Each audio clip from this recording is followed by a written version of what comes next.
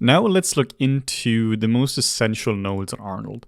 Like we mentioned before, there are around 1 million nodes and you're going to be using around 6 or 7 of them. It's really important that you don't really go too deep into it. That's just going to lead to confusion, particularly if you're brand new to Maya. We are going to be using only a select few nodes and they're incredibly powerful and not that complicated to use. The first thing we are going to be doing is we're going to be selecting our model, right mouse button, and add favorite material. And we're going to be assigning the AI standard surface. And then the first thing we're going to be doing is renaming it. Call this statue underscore shape for shader. And then we can also do the same thing. Just rename the shader group. So now we know very easily what this is. We also have a background as well, which we can rename. So now we've renamed all our materials and we know very easily what's what. Now I'm just going to set the color down a little bit because it's very bright at the moment. But we are going to be replacing this in a sec anyway. I just didn't like the extreme overexposed look. The first node we are going to be looking into is the AI curvature node. I have removed the create menu. If you want that, you can use that if you prefer. I am just going to be typing instead. So hit tab key and type AI and then curvature. You could also just type curvature. And then we're going to take the out color and plug this into the base color. And now you can see what happens. Now you can see that it will essentially give us white where there's a lot of curvature and black where there is not a lot of curvature. Now it's cool that we can see this on the model directly, but it's very hard to actually adjust something based on that because there's so many attributes on top. We have so much spec. You might have some cases bump, displacement, subsurface, etc. In this case we don't, but it's still really useful to be able to isolate it. And we do that with the isolate button. This is where Maya doesn't discriminate between nodes. Whatever node is selected is the one which is going to be displayed. So now we can go into the curvature node and then we can start to change some of the settings. A little tip is if we want to, instead of sliding, which can be a bit awkward, you can hold on a control key and then we can use that on top of the value. I find I have a bit more control that way. So with the radius, I want the radius to be fairly low so we can really isolate the hair and the areas with high contrast. Then we can set the bias quite high, just so we get really high values in these areas. And then we can also change the spread as well to be quite low if you just really want to make it a bit sharper like this. And then we can disable isolate. And now you can see that we have very clear black and white values. You know, we're not trying to make something specific in this case. So really whatever you want to do. This is just so that we can control it a little bit.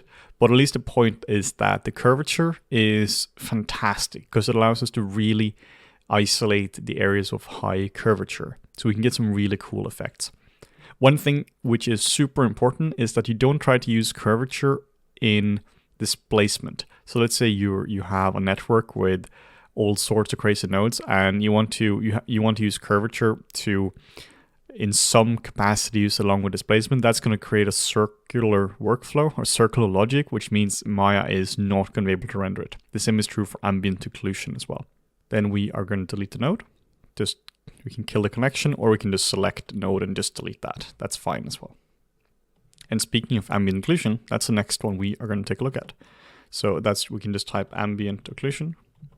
And this will create a shader group as well, which we don't want. So we can just delete that. There's no reason to have a shader group for this because we just want the actual AO node. And then we can drag the out color into the base color. And now it just looks incredibly bright with maybe some darker areas, but we have to isolate this as well so we can see what's going on. Now it looks almost like it's some kind of GI result. It almost looks like it's overcast, but that's because our fall off is incredibly low.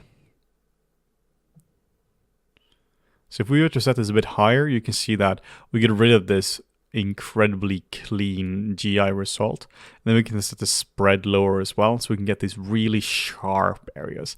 Essentially what AI is doing is areas which are close together will be darker. What's important to know about AI is that this is in no capacity physically based. There is no There's no way anything in a real world which states that stuff which is close together gets darker. You could have it. You could have areas like creases in here, which would have more grime or whatever. But AI is in no way physically based. But it's still a very powerful utility, so that we can really start to get details in these areas. So now if we were to look at the shader, now obviously it's crazy bright because the highest value of it is white, but you can still see that we get really dark shadows in these areas. If you want to make the white less bright though, we can also do that. We can set the actual white color down so it's not perfectly white, and we can set the black color to not be perfectly black either, so we can balance it a lot more. Disable isolate. Now you can see we have something far more balanced. Or you can turn the black into a crazy color, and now you can clearly see where it is. It almost looks like there is some kind of moss, or you could turn it into red, and it would look maybe more like some rust or something like that in these areas. So the AO node is really powerful, all sorts of different things. Next up, let's look at cell noise. If we type AI cell noise, or just cell noise, this is a really powerful noise, and it's really my preferred noise to use. If we drag from the out color into the base color, we can now again see what this is doing. If we just hit play. Now, we're not going to see a whole lot happening right away. It looks a little bit noisier, and that's because of the scale of the noise. If we isolate it, you can see it's very noisy. So what I'll do is I'll change the scale under scale. This is where I find Maya to not be crazy intuitive. I would love if this was an overall slider. I can just slide left to right, but instead we have to input numbers in 3 places. So 0.5, we can hit Control C, hit the tab key to go to next, and then we can just try it. Maybe the scale is too low, so then we can try 0.2. And now you can see that the scale is a bit better. What's cool about this is that we have so many different kinds of noises. This noise is very basic, but then we have all sorts of noises. We have noise 1 and noise 2. Then we have cell 1, cell 2, Worley 1 and Worley 2, alligator. So we can get really interesting skins with this. This is fully procedural, so there's not going to be any seams or anything across this. This is a really powerful technique. We can set this down to 0.1 to get a bit bigger as well. Now, where you would use this is probably not by itself. You probably don't just want to go and just give this guy alligator noise everywhere. Where you probably want to use this is to modulate existing textures. Let's say you can break up an existing roughness map or a color map with this. You might put this just where there are dark areas by masking off with ambient occlusion or something like that. But it's still a very powerful map. You can also combine all sorts of different noises together to get really interesting grunge maps. So let's see what this looks like now. Nice and broken up. So really powerful noises. It's super useful to be able to have all these different noises just so we can just get some general breakup on our maps. Like this one here, for instance, is particularly good if you want really flaky textures for something like car paint, where you can really get some nice variation. Then we have a noise which is just called AI noise. And this is very similar to what we just had. It's just a bit simpler. Sometimes you don't want all the bells and whistles of the crazy noise. We just want something very nice and very simple. Set this back to something like 0.1. Then we can isolate it, and it's very similar. We just have some of the same controls, just without all the fancy stuff. We can also change the color, so we can really experiment with this to get some really interesting results. You can do a fair bit even with this kind of basic noise as well, just by changing the color, changing the saturation, changing the value, so you can get something really interesting. Then we'll look into triplanar. Triplanar is one of my favorite nodes, and it's fantastic. It basically saves you from doing UV mapping in a lot of different cases. So let's type triplanar, and let's see what this does. If we plug this into the out color, or the base color, nothing was happened yet, because what this one will do, this will take an image, and this will put it at 3 different planes around the model, and it would blend between them. So we are now going to drag in an image from the Windows Explorer, and we'll use that. So we'll use this image here, which you can find under your materials, and then we can pipe this in to input. This is fairly simple. We use outColor just into input. So essentially what's happening now is that we have the triplanar, which is projecting the model, projecting the texture from different views. But let's just change this from object to world first. And now you can see what's actually happening. If we were to rotate this around a little, you can actually see exactly what's going on. You can see that we actually have projections from different areas. It's pretty similar to when we went to UV and we used the planar map. Now we just have different planar maps from different parts. But you can see there is a problem though, that we have all these really nasty seams, which in some cases aren't a problem, but in other cases are very problematic. But what we can do in triplanar, we have the blend. So we can just blend between them. You can see you can go from a really soft blend, like crazy soft, to a really subtle blend between them, to the point that you really can't see a whole lot. I use this a lot when I'm texturing or shading, because it means that I don't have to spend a lot of time UV mapping my models, and I can get a very organic result right away. This is the same thing you'll be using if you're texturing in Substance Painter or Mari. It's really one of the most essential nodes we have for texturing. So now you can see that we have a general dirt texture, a general grunge texture all over. We can also change the scale as well. Maybe 0.5. And this just changes the scale of the entire texture. Now that we've looked into some more, like some generation nodes, like the triplanar ambient occlusion, which actually generates data on its own, let's look into some grading nodes. The difference is that these create data, and the grading nodes will modify the data. So we'll still be using the triplanar for this. Let's just kill the connection. Just Alt, Shift, and drag to kill the connection. And we'll just set the base color up, because now it's black. We don't want it to be black. Just so it looks a little bit nicer in the viewport. We're going to be changing this momentarily. I just prefer to look at something which is a bit nicer.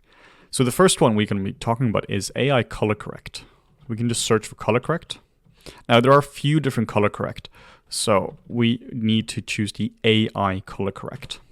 The AI color correct versus regular color correct just has a few more options and works a bit better with Arnold. So what we can do, we can set the out color into the input, because now it's triplanar is connected to the actual AI color correct.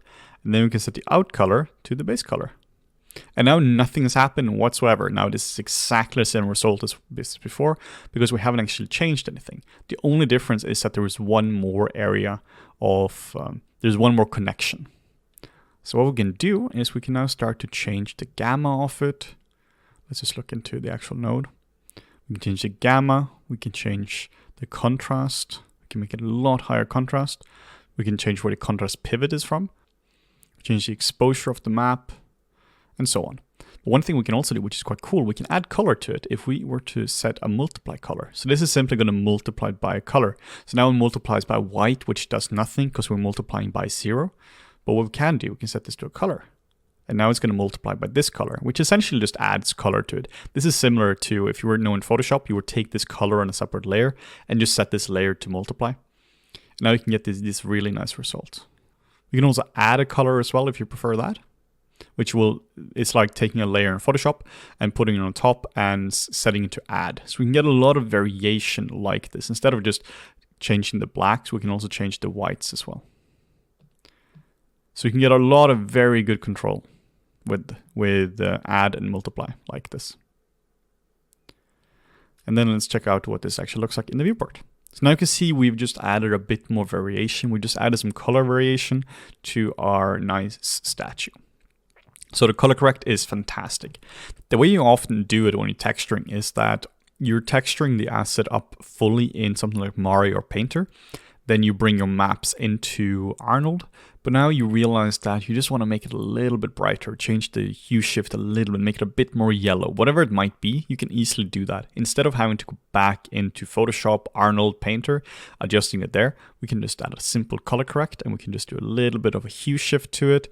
And that's just gonna happen in real time in the render instead of having to go back with the maps. So a very common technique is to do exactly what we're doing now. We're starting off with a generic grunge map. It's not a procedural. This is actually a map I made in Substance Painter and I made tileable. And then I'm just taking it through and using it as a triplanar, then using a color correct on it, and then we can use it right in Arnold as in the shader. What we can also do is we can use a node called range. So that's AI range. AI range is fantastic. And I use this mostly when it comes to the specular maps. The reason is because now I can really define the ranges of the maps. Basically, I can set what is the input and what is the output and what is the exact range I want my map to be in. A lot of times you really want to make sure that your roughness map is the lowest is 0.5, so it's not a very shiny map, and the highest is like 0.8, so you're just controlling that. What I said before is that we can use one node for all sorts of things. Instead of having to create another grunge map now, I can use the same triplanar, and I can put into the AI range, and we can put this into the roughness. So let's do that. Let's take the out color and put this into the input.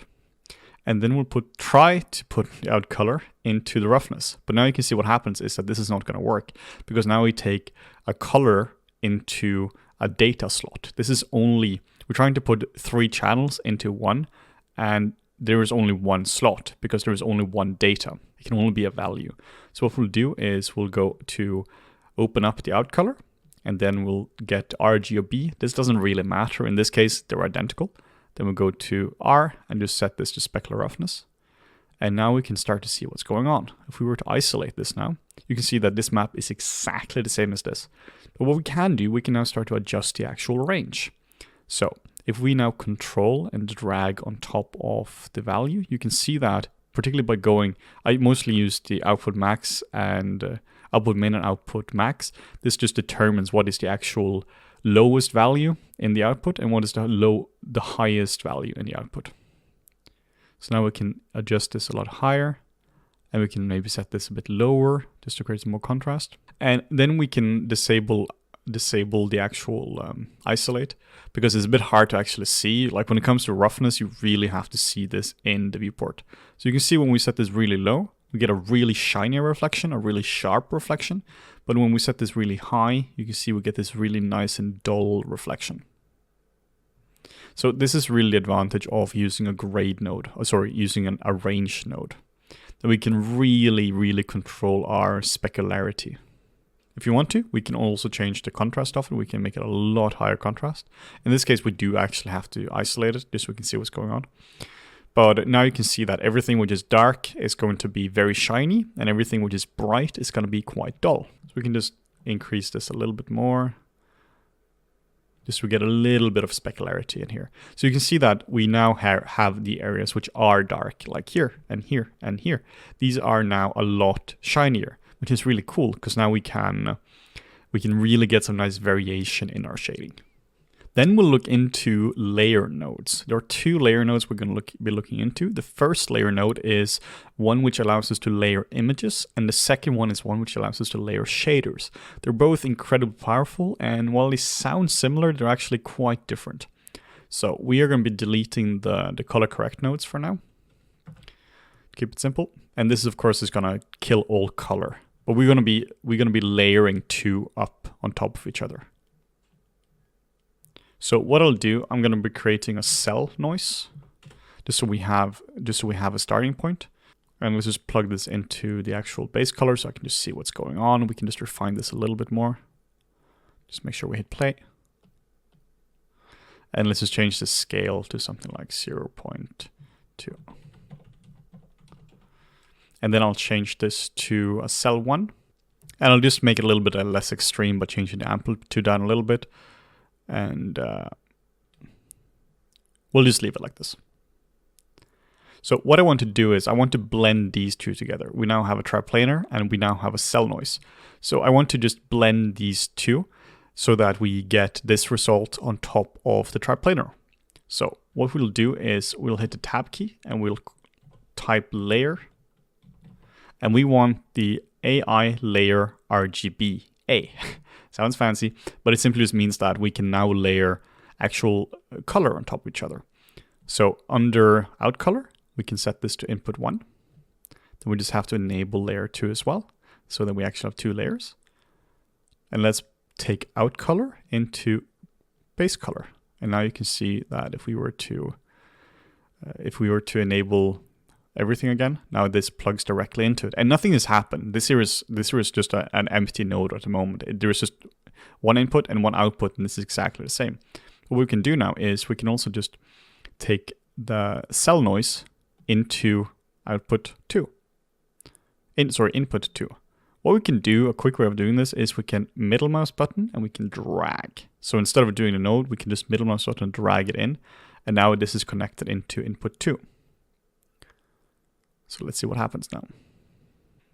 Now, if we were to use the mix in input 1, this is really the mix slot, which mixes between the two. So if this is set to 0, it's going to be 100% of the cell noise. And if this is set to 1, it's going to be 100% of the triplanar. So we want to mix these two together. And we can easily do that. We can mix these together, for instance, with an ambient occlusion. So we can tab, and then we can do ambient occlusion, AI ambient occlusion, and let's just kill the shader group right away. And then we can take the out color. We can actually just take the whole thing. We can just middle mouse button and just drag it into mix. And now we get up this editor we haven't really seen before. This is called a connection editor, and this is a little bit confusing in the beginning. But essentially what we want to do, we want to go to out color, and we just want to set out color R, and then we want to set this into mix 1. This does exactly what you would do if you were to do this in the actual node, in the actual hypershade as well, because now we are just mixing these two together. And then we need to isolate the ambient occlusion, and then we need to make the spread, or make the fall off a bit sharper, and then we need to just change the spread a little bit as well. So this is a bit sharper as well. So now we have black in one area, which means if we were to look into it now, you can see that now we are mixing into only where these are. Black means that we now have a mask in that area. So now it's mixing between these two based on this color. So now if we were to do it again, now this is not a pretty result. This is it's very tech demo-y, but it means that we can now successfully mix between different colors. You can also use a curvature, for instance, where you now get the noise only where you actually have curvature on your model. Or you can combine, if you want to be fancy, you can combine the ambient occlusion in a layer RGBA with a curvature, and now you can use that result as a mix. This goes very deep. The rabbit hole is very deep when it comes to mixing stuff. Now, the next one we are going to be looking into is we will take a look at mixing shaders. So for that, we are just going to be deleting all of this. We don't need that. And then we just connect the triplanar to the color. So we're back to where we were. So instead of actually creating a new, just a regular node, we need to now create a new shader. So we do that by hitting tab, and then we do standard surface. And this creates a new shader group as well, which we don't want. We just want a new shader. And then we will call this metal right away. We'll call this metal because this will be a metal shader. So it's really important to name your stuff right away. Metal_shader. And then we'll hit the tab key and we will search for layer, and we'll do AI layer shader. This also has its own shader group, so we'll just delete that. And then we'll set the out color and put this into the surface shader of the shader group. Like we said, every single object has a shader group. This is so that it knows what shaders are attached to it. So in order to make the shaders work, we have to attach everything to the shader group, to the surface shader. So you can see now nothing has happened. It's perfectly black. And the reason is because we haven't actually input any shaders into it. Like this here is just an empty container. So now what we have to do, we actually have to start connecting stuff in. So what we can do the same thing as before. We can take the statue shader and we can middle mouse button drag it into layer or into input 1. And now you can see that we have, it's now been put in and nothing has happened. This is exactly the same result as without the layer shader. And then we'll take the metal shader and we'll plug this under input 2. Now just enable it. And then we middle mouse button drag and we put it in here. Now this is perfectly white because the mix is set to 1 and we also haven't done anything to the shader. So if we want this to look decent, we have to, of course, adjust the settings. The first thing I'll really do is I'll increase the metalness so that this is a fully metallic shader, and then we can set the color to something else. If you want something like a bronze material, you will set the color under the actual color. So it's very simple to make a fancy material. You set the metalness to be 1, and then you set the color of the actual material under color. So now we have two materials. We have like this gold material. You can also change this more to bronze, but kind of like gold. And then we have the other material, which we can access if we just were to take the mix all the way down. I want to blend these two together with a curvature. So we will type curvature. And then we'll plug this curvature into the mix 2. So layer 2 and mix. And then we just middle mouse button drag and put it in. And now we have to, again, it's a bit complicated, but we will take the out color. In this case, we'll take output red. And we'll put this into mix 2. So now you can see that we're now mixing these two together. And by default, you can already see that a little something is happening. You can see that in some of the curvature areas, they're a little bit more gold-like now. But obviously, we're still not there because we haven't really tweaked it. So select the curvature, isolate, and then we'll really just pump this guy up so that the bias is quite high. I want this to be almost white. Well, actually, I want this to be fully white because then we really get a nice mask for it. We set the spread all the way down so we get this really, really clear results. So I really want this to be as close to white as I can because that will just really, really create a good mask for us. So now that we have a mask, let's look into what's happening. And now we can see that based on what we did, we now have areas of high curvature like her nose and little folds. They're now gold. And this is a really cool setup. And once you have this, once everything is connected, then you can start to really go crazy with it. Then you can start to go in and you can start to change the color. You can start to maybe make this a bit more bronze-like. Whatever you want to do. And you can mix this in crazy ways. We can change the roughness, make this go a bit higher so that it's a bit less sharp. But the point is that we can now, only with these few nodes which we've covered, we can really do anything we want to. Like there is not a whole lot of things we can't do once we know how to grade an image, use a triplanar, and using curvature and ambient occlusion. You can get very, very far with only these select few nodes. This is the basis for everything we'll do when it comes to shading in the Spartan helmet chapter. Everything there is done using exactly these techniques, just that we actually spend some time to make it look good instead of just throwing random stuff together and hoping that it works.